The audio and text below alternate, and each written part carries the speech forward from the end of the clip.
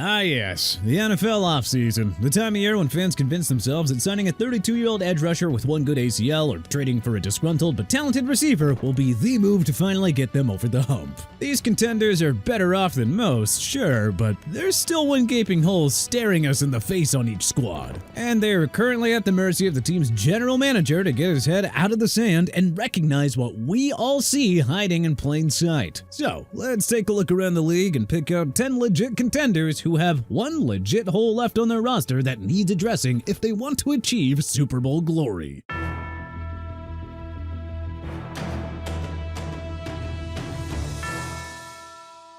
Kansas City Chiefs defensive line. Yeah, it does kind of feel wrong, almost illegal to critique the Chiefs defense when Chris Jones is still mowing down opposing offensive linemen and single-handedly dominating games. But I mean, once you get past him, things get real thin real fast. Tershawn Wharton's gone, Mike Pennell is aging like a glass of milk, and their depth chart behind Jones is uninspiring to say the least. A big part of the plan appears to be Jerry Tillery, formerly a first-round pick, now a journeyman who doesn't exactly bring the juice, and has not been reliable against the run, which is coincidentally the exact area KC got trucked in during the Super Bowl. Rookie Omar Norman Lott might develop into a nice piece, but that is far from a foregone conclusion. And for the here and now, in which Kansas City is trying to compete, their interior D-line is looking like a liability more than an asset. Let's be clear, Kansas City doesn't need a total overhaul here. They don't need an Aaron Donald to show up at training camp, but they do need reliable depth. You know, run stoppers who can hold the point of attack, rotate in, and keep Jones from having to do it all himself. If they don't shore this up, then teams are going to keep gashing them right up the gut. Philadelphia Eagles cornerback. Obviously, the Eagles are the reigning champs, and though their roster was pillaged a bit this offseason, they did well to retool at most positions. But, well, there are still some questions, particularly in their defensive backfield. The cornerback position in particular raises concerns. Quinyon Mitchell is set to start, and Cooper DeJean is a certified baller, but the depth chart behind them is uncertain, to put it lightly. Keely Ringo and Adoree Jackson are in the mix, yet neither has solidified the cornerback 2 role. And Eli Ricks, one of the other names getting thrown around, is still developing in the eyes of most analysts. Without a clear answer opposite Mitchell, the secondary could be vulnerable against teams with strong passing attacks. And if Philadelphia wants to try and repeat, they would be wise to address this in short order. Detroit Lions cornerback. Overall, the Lions have done an impressive job turning their defense from a liability into a strength under Dan Campbell, and promoting Kelvin Shepard to defensive coordinator was a clear sign that they want to keep building off that momentum. There were, well, some rough stretches last year, but the reality is that they were ravaged by injuries. In any case, though, there is one area that remains unsettled, if not outright concerning, and that is the cornerback room. The problem is not just the projected starters. No, it's the lack of depth behind them. Detroit lost Carlton Davis III this offseason, a physical man-to-man corner who played a key role in their high-pressure scheme. DJ Reed was a nice pickup, but man, the group falls off a cliff there, which made it all the more puzzling that the Lions didn't draft a single cornerback in 2025, nor have they really looked to bring in any high-end veteran insurance. Avonte Maddox was added in free agency, but he's a natural slot corner, not a reliable boundary option. That puts a lot of pressure on Amik Robertson, a solid contributor, but not a proven full-time starter, to play a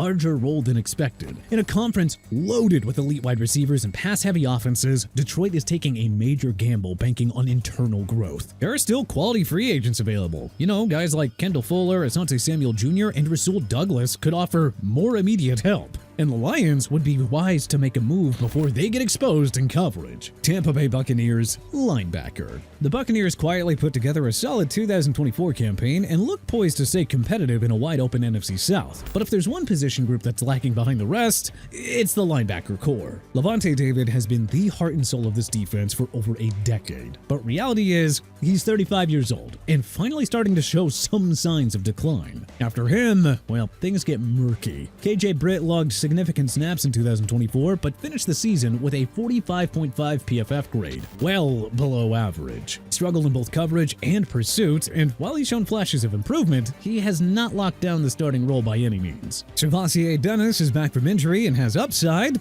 but he's still unproven after missing most of his rookie season. Banking on him to be a major contributor without a reliable backup plan is a risky proposition. They don't need to swing for the fences here, but still, bringing in a veteran with range or even a thumper who who can reliably handle early down duties would go a long way in keeping this defense balanced. Denver Broncos running back. The Broncos have quietly reshaped the roster over the last 2 seasons, and entering 2025, they look like a team on the verge of something real. The defense is among the league's most physical, the offensive line has turned into a clear strength, and their young receiver core, led by Cortland Sutton, Marvin Mims Jr., and Devon Vele, is solid and still improving. But if there is one position holding them back from having a truly complete offense, it's the running back room. Based on what we've seen from Sean Payton building out a roster in New Orleans, and the way he turned around the Broncos in relatively short order, I think we should trust him. But man, he could make things a whole lot easier for himself and his young quarterback if they just invested a little bit more in their backfield. Denver did invest in the position this offseason, spending a 2nd-round pick on RJ Harvey out of UCF. He's the most exciting talent at running back that they've added in a long while. But asking a rookie to carry the load in Sean Payton's offense from day one is asking a lot, especially when the depth behind him is, at best, unsettled. Jaleel McLaughlin, Audric Estime, Tyler Bidet, and Blake Watson, yeah, that's a lot of names, but very little in terms of proven production. Los Angeles Chargers tight end. Jim Harbaugh's arrival has reignited the Chargers' identity.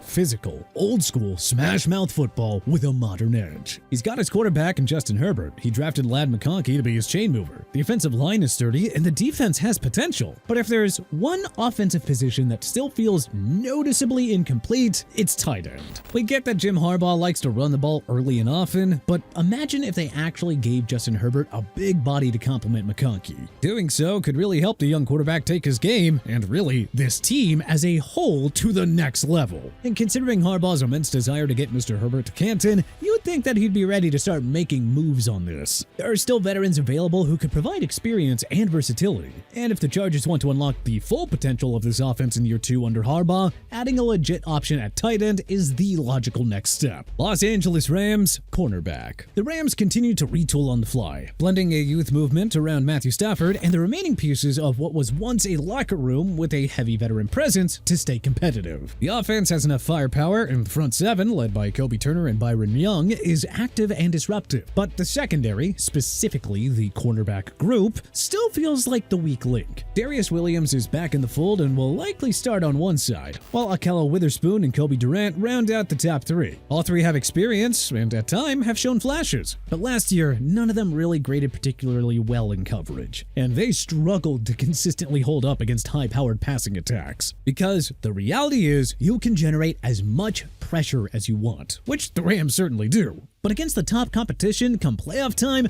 those coverage vulnerabilities will ultimately be exploited. Green Bay Packers defensive tackle. Green Bay's defensive front quietly became one of the league's most reliable units last season, and losing nose tackle TJ Slayton to the Cincinnati Bengals could be a bigger deal than many are acknowledging. Slayton was a 340-pound anchor who held the point of attack and allowed guys like Kenny Clark and Devontae Wyatt to play more freely around him. Now, that core run-stopping presence is gone.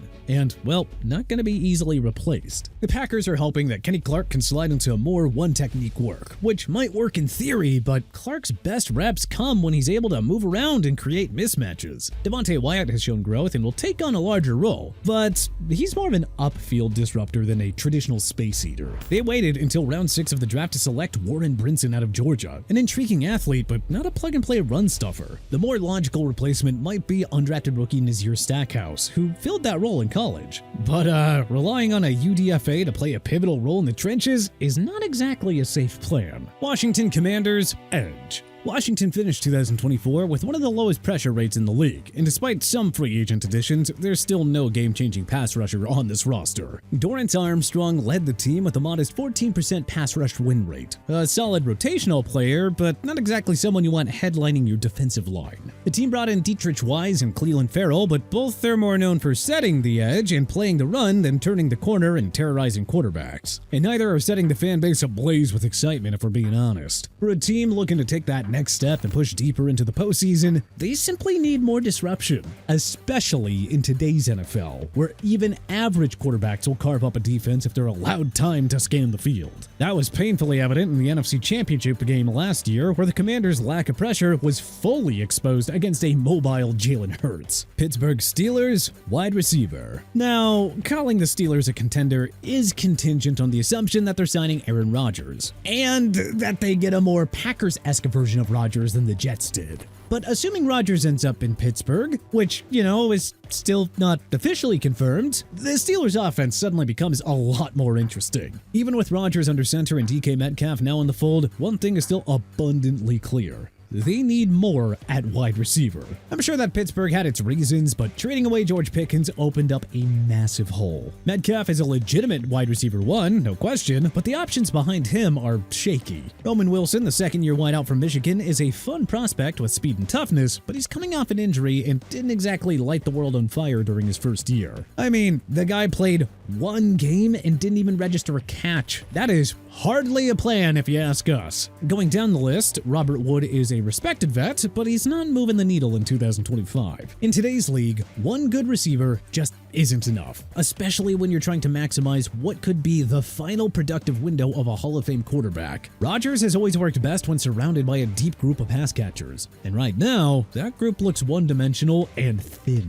There's still time for Pittsburgh to bring in help, and the good news is that Rodgers does tend to attract talent. If they can land a reliable WR2, someone who can win consistently on the outside or feast in the slot, this offense could really take off. But hey, which NFL contenders do you think have the biggest missing piece heading into the 2025 season? Who do you think we're right on here? Who do you think we're wrong about? Is there anything that we may have missed? Let us know in the comment section below. If you like this video and learned a thing or two, then hey, clicking the like button helps us out a ton. And we really appreciate it. If this is your first time coming around to TPS though, then subscribing is a great idea, because we put out videos like this every single day. But as always, thanks for watching, and we'll see you guys next time.